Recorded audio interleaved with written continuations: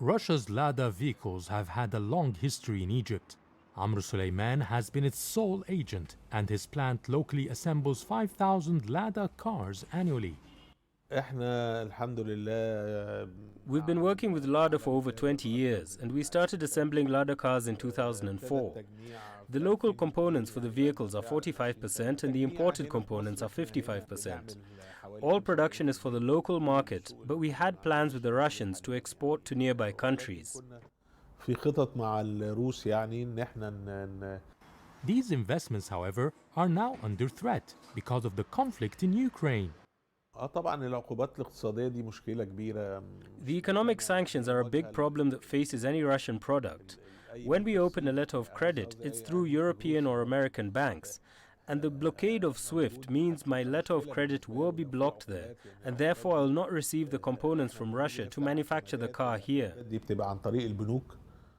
Suleiman says he just has enough stock to keep him operating for 3 months.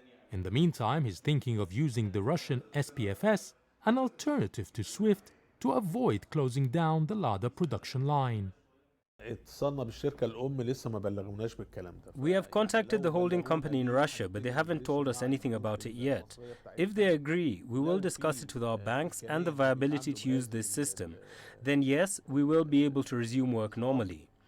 We already started to study a plan of action, but it's not easy. We have been working with them for 20 years, and to lose this suddenly is quite a heavy blow. The auto dealer is hoping for a quick end to the conflict in Ukraine. But it's not only the Russian car maker who is worried, but the whole auto industry in the North African country. They are concerned from the probable impact of the conflict in Europe on the local market. Noor Darwish, a prominent auto dealer, says the industry has not yet recovered from the fallout of the coronavirus pandemic and the shortages in electric chip supplies. اللي استجد دلوقتي موضوع الحرب بين أوكرانيا وروسيا.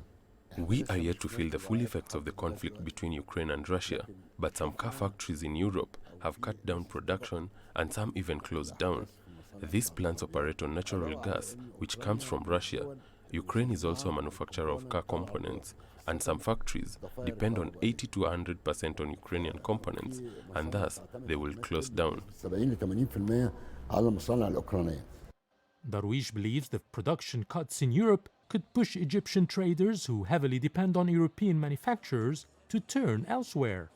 السوق المصري لازم يتوقع إن في ارتفاع في أسعار. The Egyptian market should expect price hikes, shortage of supplies and long waiting lists. The Far East nations that manufacture cars like China, Japan and Korea can't be the solution. They are self-sufficient in many car components. Yes, they will be affected, but I don't think as much as Europe can handle this crisis and lead the market. Nothing is certain with international politics, but at the moment it's a waiting game for the auto industry here, which is hoping for a near miracle to get back on business.